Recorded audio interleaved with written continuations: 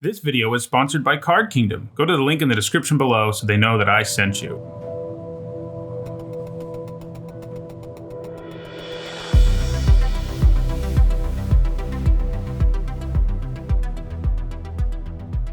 Hello everyone, I'm Nitsa, and in this video I'm going to go over the archetypes for War of the Spark Limited. What do I mean by archetypes? Well, I mean what each color pair is interested in doing and what synergies they have. Unlike the last two sets which had 5 color pairs supported, plus the Gate deck and Ravnica Allegiance, War of the Spark has the usual supported 10 color pairs.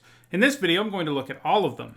Keep in mind, if you're just looking for a list of what the most powerful cards are in the set or what the best commons and uncommons are, that isn't really going to be addressed here. We're not going to be talking about premium removal in this video unless it has some particular synergy within a color pair. However, if you're interested in that stuff, I have you covered because I've done evaluations of all the cards in a set review so far. I'm also going to do a video on the biggest bombs in the format and sort of a Cliff's Notes of my set review by looking at the best commons and uncommons, but for now, we're doing the archetype guide. Let's get started with our first color pair, which is black-red.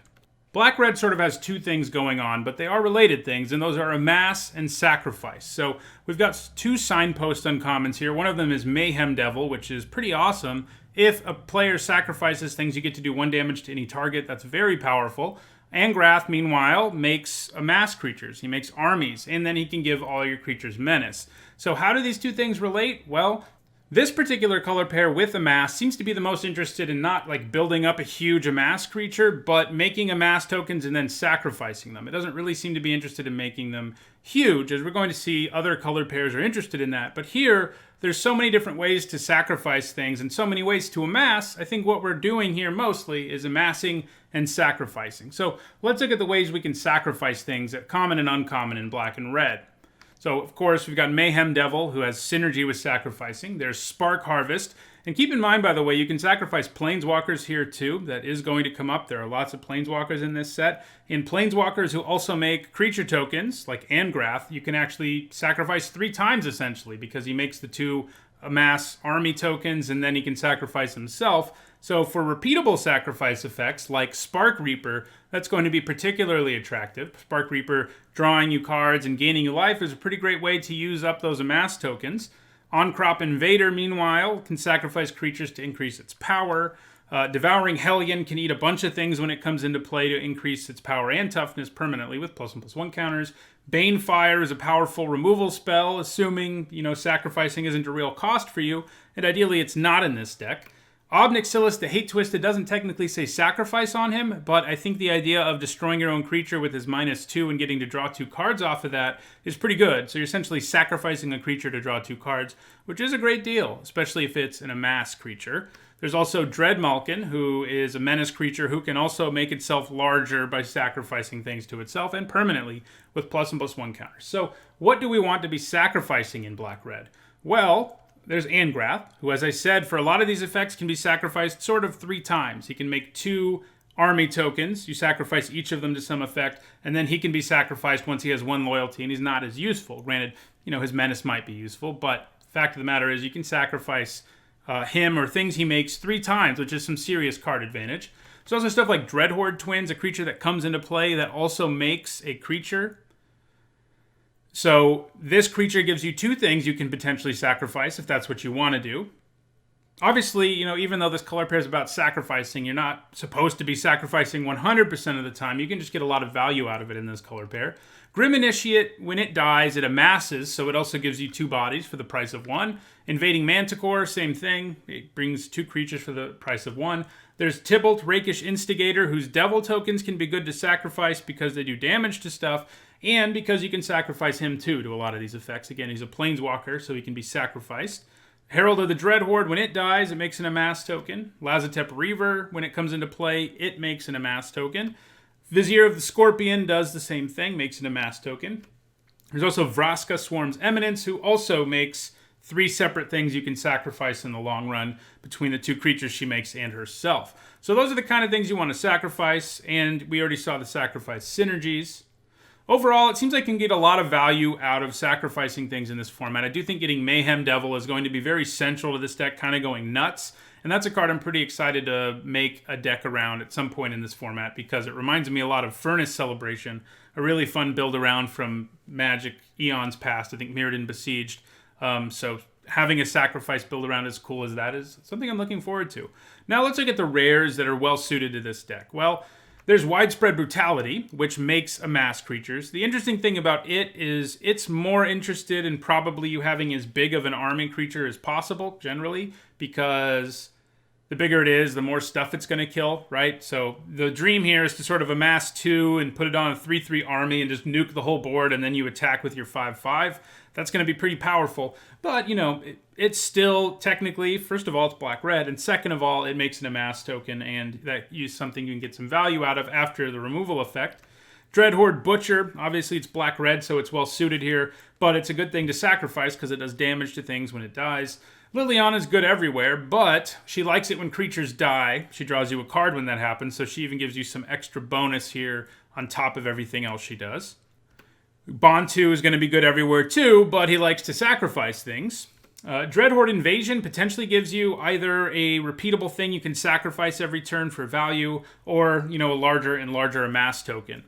Krenko Tin Street Kingpin can make a bunch of goblin creature tokens. He essentially gives you 3 bodies for the price of 1, which is good for sacrificing things.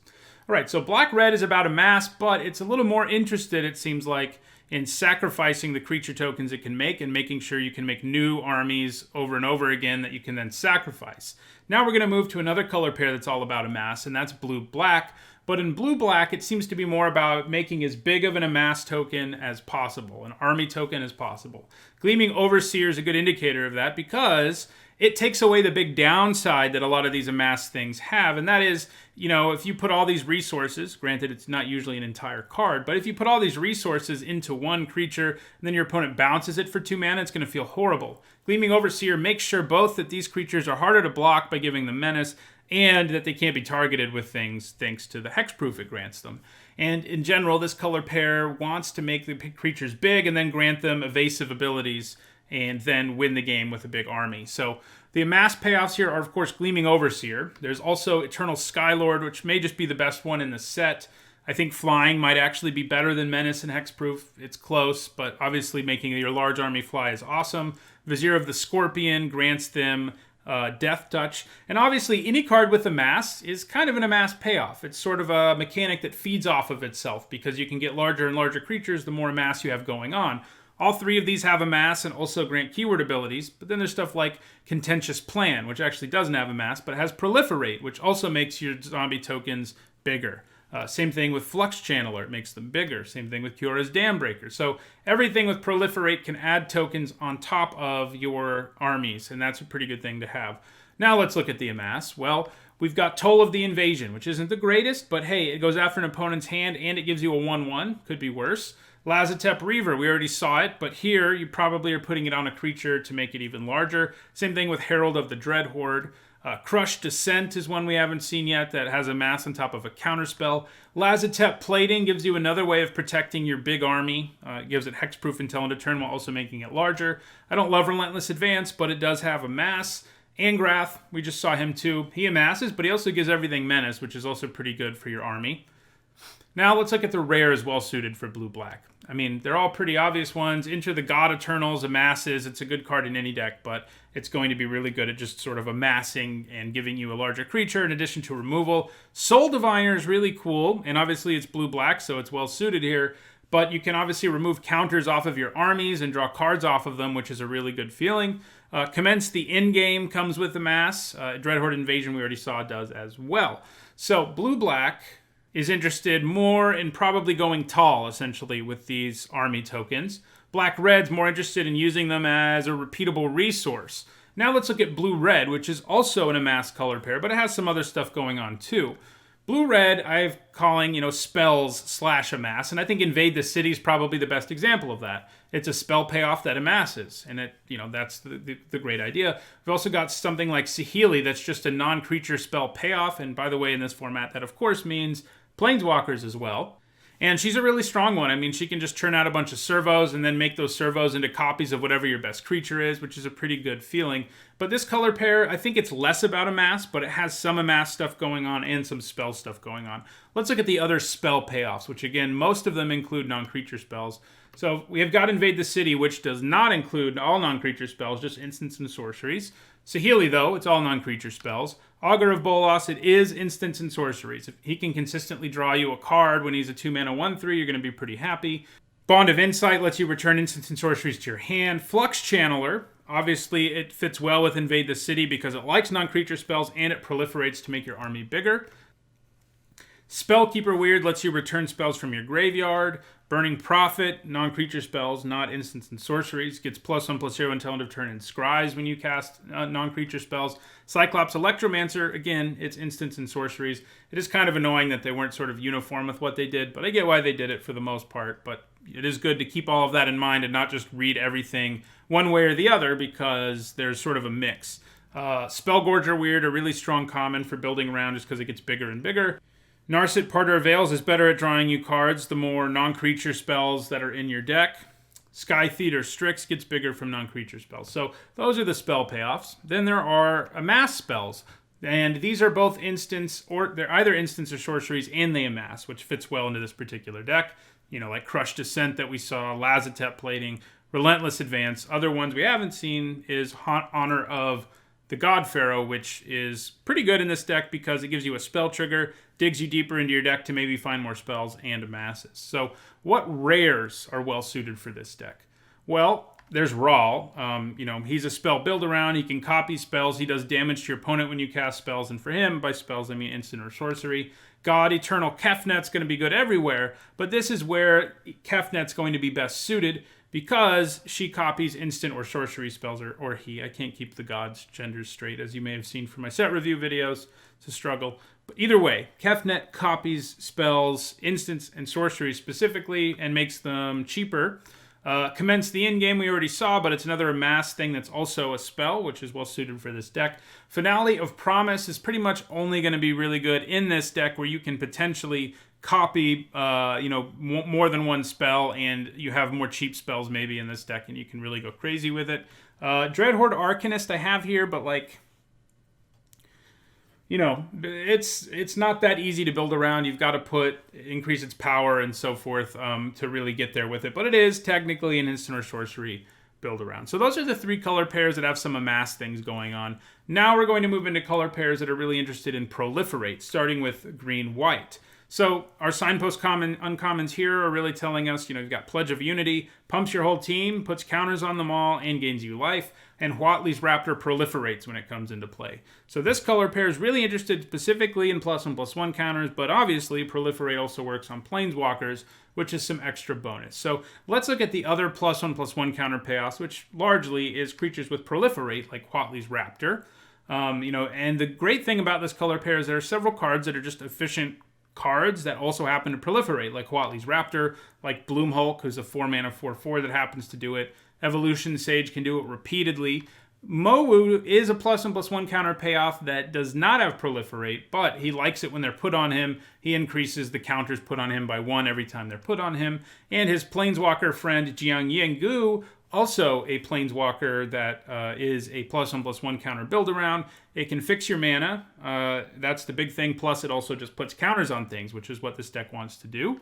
Pollen Bright Druid is a common I'm pretty excited about just because it's going to be relevant all game long. A 2-mana 1/1 that proliferates or a 2-mana 2/2 is a good deal. Ward Scale Crocodile, not the most obvious +1/+1 counter payoff, but if you're putting counters on him with something like Jiang Yengu and then you're proliferating, well, he's got hexproof, so that's pretty scary. Grateful Apparition can proliferate. I think the Apparition sort of synergizes well too, because if you make it big enough that your opponent has a harder time stopping it from doing what it's doing, you're going to get to proliferate even more, and it's going to get bigger. Martyr for the Cause dies and proliferates. Wanderer's Strike is just an efficient removal spell with proliferate. Courage in Crisis gives you a +1/+1 counter to play with and proliferates. So, these are all nice +1/+1 counter payoffs. Let's look at other cards that put counters on things, or have counters, like Ajani's Pridemate. Interestingly, there's not really a life gain deck in this format. Black-White's probably going to get the closest to it, but there are multiple ways to just gain life incidentally, and Ajani's Pridemate is frequently going to have counters that can then be proliferated. Makeshift Battalion gets counters if you attack with enough things. Rising Populace gets counters when creatures die. Tio's Light Shield puts counters on things. Crunch Wrangler puts counters on itself when big enough creatures are played. Arlen makes sure the wolf tokens she puts into play have counters on them. And of course, Pledge of Unity puts counters on everything. And Vraska puts +1/+1 counters onto Death Touch creatures if they do damage to an opponent or planeswalker. So lots and lots of +1/+1 counter things. And, Proliferate, if you put counters on enough things, with a card like Pledge of Unity, for example, can be Mass Pump. There are also 2 other Mass Pump spells to sort of help you when you're going wide with stuff like Arlen, and that is Storm the Citadel and War Screecher. I'm not in love with either of them, but they're both fine cards, and they're going to be at their best in this deck. Storm the Citadel giving +2/+2 to everything can be really, really powerful. The other clause on it might matter too, but not usually. War Screecher is a reasonable creature early that can then pump your whole team. Plus, it's not a bad place to put counters since it's evasive. So what rares are well suited for this deck? Well, there is Tulsimir, Friend to Wolves, which is just good in any deck, but obviously it's green-white and it helps you go wide. So when you pump your whole team, it's going to be even better because it gives you a wolf. Ajani, this is really where he'll be best suited because you can go wide and you like counters, and his -2 is great for that. Vigilance to your big creatures is already nice too. Finale of Glory is going to be good in any white deck, but, again, this deck has more bonuses for going wide. Similarly, God Eternal Oketra is going to be good in any deck, but this deck has more bonuses for going wide. Nissa puts +1/+1 counters onto your lands, among other things. Guard Eternal Ronus is better the more creatures you have in play. Awakening of Vitu-Ghazi puts +1/+1 counters on your lands too. And Karn's Bastion is a repeatable source of Proliferate. So green-white is about proliferating, but it's about proliferating and going wide to a great extent. Now let's look at blue-green, where we have Merfolk Skydiver as our signpost uncommon, and it comes into play and puts a counter on something, and then it's a repeatable source of Proliferate. So I do think the green-white and blue-green decks are really similar. I think the blue-green deck is going to be a little more tempo-y, have more ways to interact with the opponent's stuff, while the green-white deck is going to be better at going wide, so there are some differences. But let's look at the +1/+1 counter payoffs here. Skydiver's repeatable Proliferate is great. Bloom Hulk we've already seen. Evolution Sage we've already seen. Mowu as well. Jiang Yangu as well. Pollen Bright Druid as well. A lot of the cards overlap. That's how this goes usually. Ward Scale Crocodile, still a good place to put counters in this deck. Courage and Crisis. But then there's also Flux Channeler, which lets you proliferate every time you cast a non-creature spell. Kyora's Dam Breaker, which proliferates when it comes into play. Contentious Plan that proliferates and draws you a card. Now let's look at +1/+1 counters. We have our friend Crunch Wrangler again. Arlen again, she makes the wolves that come into play have counters. There aren't a lot of other wolves in this set, but there is also Arlen's wolf, which she can put counters on. Vraska's Swarm's Eminence. Then we, of course, also have Amass, and that's where we have things sort of lining up. They did a good job designing mechanics that really overlap here. Planeswalkers, Amass, and Proliferate all work together. And so cards with Amass put counters on things, and this deck likes counters because it can proliferate. So we've got our cards with Amass again, like Crushed Descent, Eternal Skylord, Lazotep Plating. There's also Rescuer Sphinx, which can get a counter on itself when it returns something to your hand. Stealth Mission is going to be decent in this deck, especially with the Hexproof creature, because you can put counters on it. I have Neoform here, just because, completeness. It does actually add counters to things, but generally you're 2-for-1ing yourself, and it's probably not worth playing. Rares, there's Karn's Bastion again, and Nissa again. Awakening of Vitu-Ghazi again. There's also Bioessence Hydra, who comes into play with counters if you have loyalty counters on Planeswalkers, and then gains counters if you're adding loyalty counters to Planeswalkers. There's also Rolesk Apex Hybrid, who proliferates twice when he dies and puts counters on things when he comes into play. So blue-green, green-white, both interested in Proliferate. Red-green is another very creature-based archetype we're going to look at, but it's not one that sort of lines up perfectly with the idea of Proliferate, though it has reasons to do it, or with +1/+1 counters, though obviously it has green cards that do that. Instead, it's all about high power, and our signpost uncommon there is Rubble Belt Rioters, who is bigger when it attacks, depending on what your biggest creature's power is. So it's a card that likes high power, and red-green in general has a bunch of cards that are high power payoffs.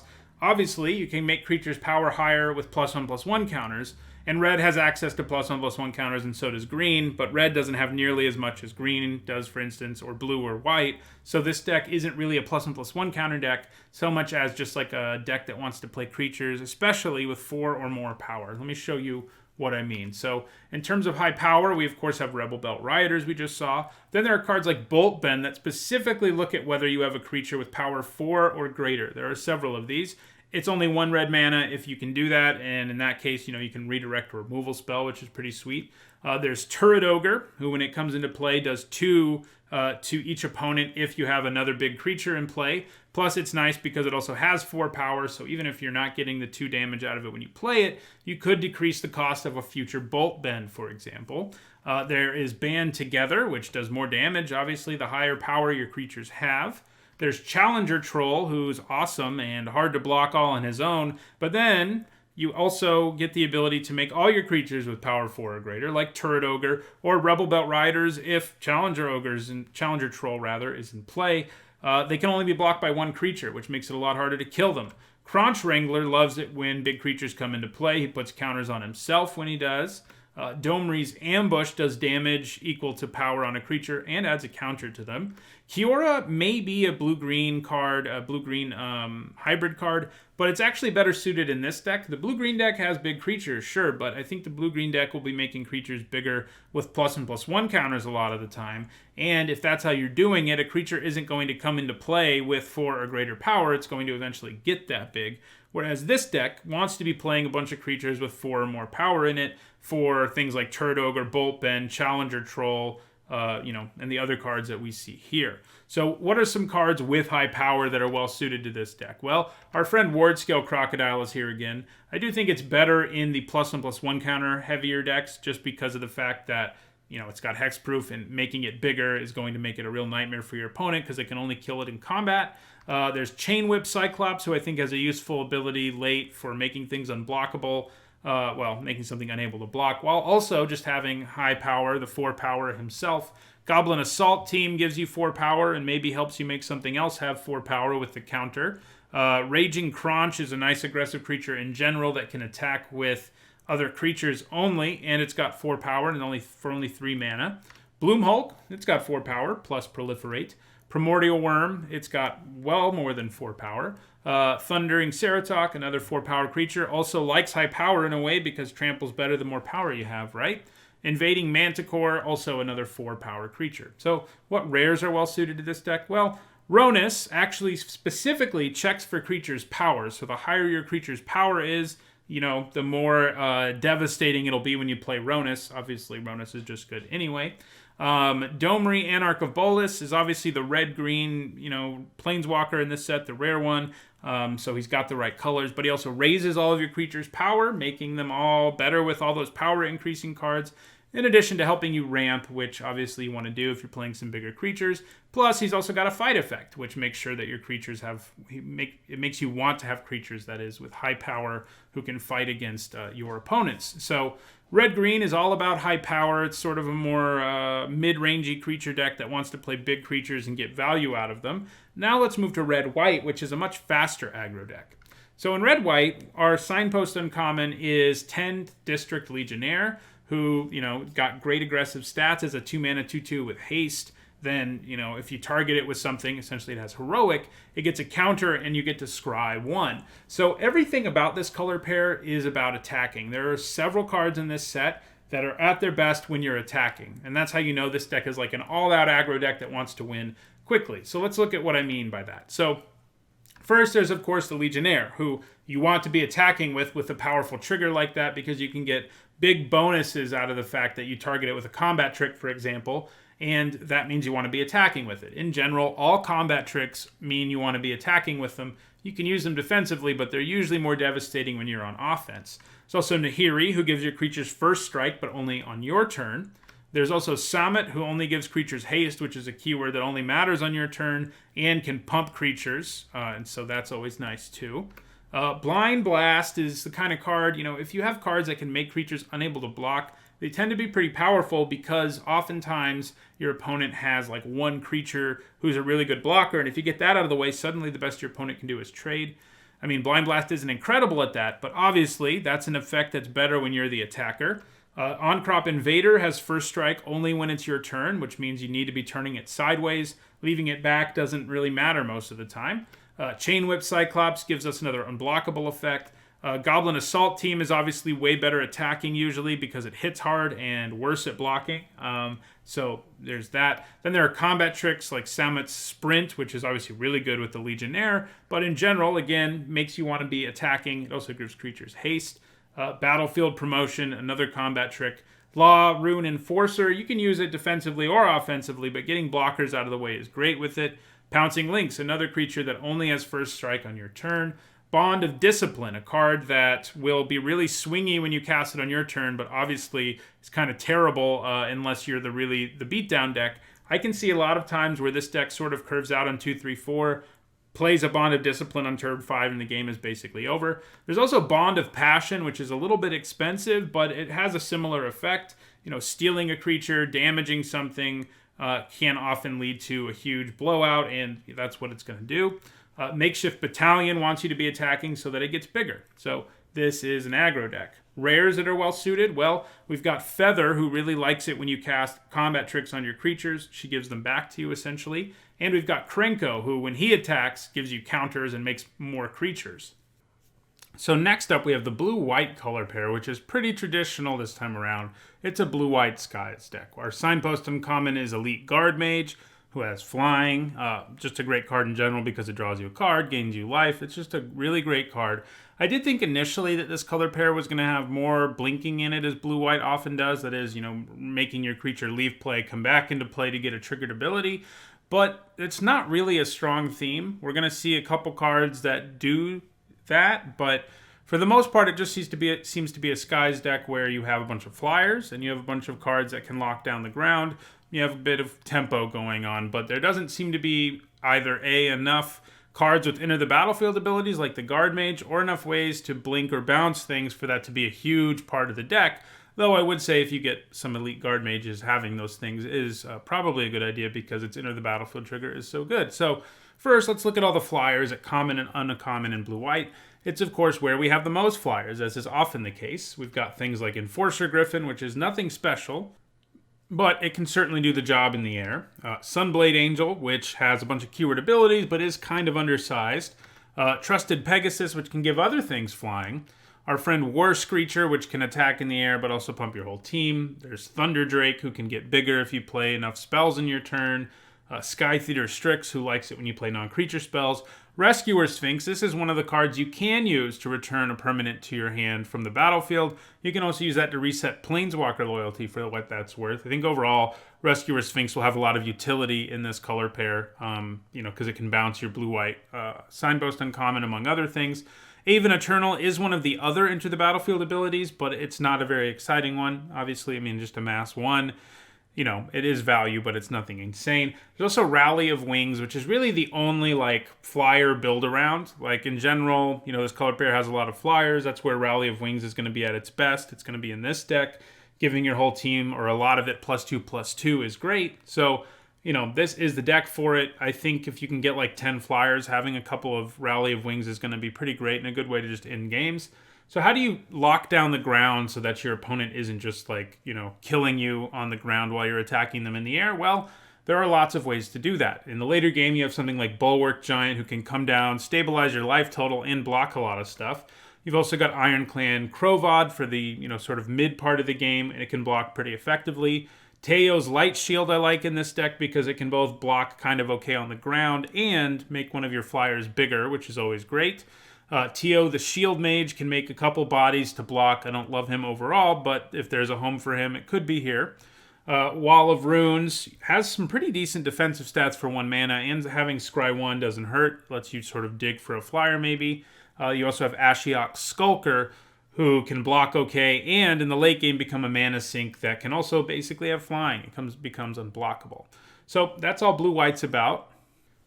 Next, we have black-green, where we actually have a couple of signpost uncommons. I have one of them here in Leyline Prowler, which is an awesome card. Even if it were just a 3-mana 2/3 with Death Touch and Lifelink, it would be a good card. And even if it were a 3-mana 2/3 that could add 1 mana of any color, it would be a good card. But it's all of those things. And in general, black-green seems to be the best color pair in the set for ramping and fixing, thanks to Leyline Prowler and some other cards. So first, let's look at the cards in this color pair, common and uncommon, that can help you ramp or fix. So there is Leyline Prowler. There's also Death Sprout, the other signpost uncommon that's just like a really good card that has fixing staple to it and ramp. I mean, it's great that it can search up basic lands. It's the kind of thing that, along with Leyline Prowler, makes it pretty easy for you to splash powerful cards from other colors. Centaur Nurturer, another source of mana of any color, in addition to having decent stats and gaining you life. Jiang Yangu Wildcrafter can make it so creatures with +1/+1 counters on them can add mana of any color, and he can make those counters. New Horizons both puts a counter on something and makes your land produce more mana. Kind of a nice combo with Jiang Yangu, potentially. Paradise Druid, another source of mana of any color. Arboreal Grazer, I'm not super excited about in any way, shape, or form, really, and I may never ever play one in this format. But if there's a deck for it, this is probably it. Arboreal Grazer's stats are pretty irrelevant, basically for the entire game. And the ability to put a land into play, like if you're doing it on turn 1 or 2, is great. But it has some pretty huge diminishing returns because eventually you tend to run out of lands. Kiora will be good in this deck, probably not as good as in the red-green deck, but it does help you ramp, and you're going to be playing some big creatures because you want to be ramping into them, and Kiora can draw you cards off of that. So what do we want to be ramping into in black-green? Well, we've got things like Ward Scale Crocodile again. If you can play that on turn 4, it's not going to be a lot of fun for your opponent. Same thing with Thundering Ceratok. It can give trample to the rest of your team, in addition to having pretty good stats for the cost. Primordial Worm is just a big vanilla creature that can do a lot of damage. Challenger Troll, we've already seen. It's good here too because you can play it as early as turn 4 without too much help. We also have Arlen, who costs 6, which is kind of expensive, but we've already seen that I think she's going to be pretty good in a lot of decks. But in this deck, if you can play her even sooner, and Planeswalkers in general, if you can ramp into them even sooner than you normally would be able to, it's going to be easier for you to set up defenses on your opponent, and obviously she can protect herself by making wolf tokens. Bond of Revival is the kind of thing that you can play a little more quickly than your opponent. If you have your Thundering Ceratok or something die early, getting it back might be nice. Lazotep Behemoth, definitely not an exciting thing to ramp into, but I think it'll do the job okay. Tithe Bear Giant can draw you cards in addition to having some pretty big stats. So in addition to these things to ramp into, this color pair also has a lot of mana sinks, some of which are kind of costly, but I think this color pair is the best place for them because it can make so much mana. And an example of that would be Vampire Opportunist, who has an activated ability that costs 7, which, some decks may rarely get there, but I think this one will be able to in the later part of the game and potentially just drain your opponent to death with it. Spark Reaper's ability will be easier to use if you have a bunch of mana. Eternal Taskmaster can get creatures back from your graveyard if you have some mana lying around. Dread Malkin can eat creatures and become bigger, as costs some mana as well. Vivian's Grizzly has a very powerful ability, but it's not going to be like, when it works out, it's going to be powerful, but you're not always going to hit a creature. The more you can use it, though, and this deck will be able to use it a lot, I think you'll be in pretty good shape because you'll be drawing cards off of it. So in addition to having, mana sinks and things to ramp into in this color pair, the other nice benefit of it is that it's not going to be that hard for this color pair to splash. And there are a lot of powerful cards, powerful commons and uncommons that you can splash. Here's a few examples of those, some of the better ones around, I think. You can splash powerful removal like Wanderer's Strike or Prison Realm. You can also splash probably the most powerful uncommon Planeswalker in the set. I don't know, I think it's in the conversation, in Kasmina Enigmatic Mentor, who can make it harder for your creatures and Planeswalkers to be targeted, and who makes creature tokens that loot and help you dig deeper into your library. And, Chandra's Triumph, also another pretty good removal spell. So some rares that are well suited to this deck include both of the Finales. They both have X in their cost, and this deck can pay a lot for X. And, if any deck's going to get to 10, it's probably this one. That'd be pretty great to be able to do. But they even get more powerful, even if you've only got 7 mana lying around. They do a lot of work. You've also got Vivian's Arcbow, which is a great mana sink, a rare one that you can use to just, put creatures into play from your library in the late game, discard one of your excess lands, pay 6, and, search up a creature from the top and put it into play. Plane-wide Celebration, this is probably the best place for it. It's kind of expensive, but this deck, I think, can deal with that. And, I think if you cast this most of the time, you probably just win the game. Nissa, who shakes the world, can make your forests produce more mana, as well as just being a powerful win condition in and of herself. You've also got Tulsimir, Friend of Wolves, who you can easily splash. in this deck because, you're going to have a lot of green and it's not going to be that hard to splash white for something that's this powerful. It gives you life, makes a wolf, it's a removal spell, it does everything. Similarly, Robolesk isn't going to be that hard to splash, and he's just awesome and does, a bunch of damage in the air, makes a creature bigger, proliferates, he does everything. Niv Mizzet Reborn, I think, is going to be pretty hard to cast in this format, but if anything can do it, it's going to be this deck. We saw all those cards that say mana of any color or search your library for a land, a basic land, and put it into play. And that's what Niv Mizzet's going to need. There are also some artifacts that I didn't talk about that can make your mana even better and that you would probably have to play to make Niv Mizzet a possibility. But for the most part, I don't think this deck is going to be reliant on those artifacts for fixing. I think those are there mostly for other decks because they don't have access to the very much fixing, especially if you're outside of green. So that's why I didn't talk about them here. But if you want to play Niv Mizzet, playing things like them might be necessary. So now let's move to the last color pair, and it's one that I think is the least focused. I think it kind of has two things going on, and we'll talk about both of them, and that's black-white. First, we have a Signpost Uncommon and Cruel Celebrant that seems to be asking us to make things die on our side of the battlefield, so sacrificing generally. Cruel Celebrant seems to be a nice payoff for doing that. So that, I think, is one of the directions you can go in. So what are some of the synergies for sacrificing and the ways you can sacrifice? We've got Cruel Celebrant. We've also got Rising Populace, who likes it when creatures die. Spark Harvest, again, you get to kill something and potentially sacrifice a creature, which is potentially more interesting if Cruel Celebrant's draining your opponent, your Rising Populace is getting bigger. Our friend Spark Reaper, again, can draw you cards and gain you life while, hopefully triggering some other things. Obnixilis is going to be a pretty great thing to be killing things with if you have either Cruel Celebrant or Rising Populace in play, as well as Dread Malkin. There's also some nice things to sacrifice. For example, just like we saw when we were looking at Black-Red, Planeswalkers are nice because they can be sacrificed to so many things. And TO provides you with 3 bodies, potentially. Martyr for the Cause, sometimes you might want to sacrifice it for the Proliferate. Vraska also gives you those 3 bodies. Lazotep Reaver gives you 2. Herald of the Dreadhorde gives you 2. So these are the kind of things you can sacrifice. But as you can see, it's not nearly as big of a list as we saw when we were looking at Black-Red for either thing, either sacrifice synergies or things to sacrifice. I think the better place that you're probably going to end up most frequently in Black-White is more of a control deck, where Despark turns out to be more of the Signpost Uncommon. It's a powerful removal spell that can hit a lot of permanents in the format really efficiently.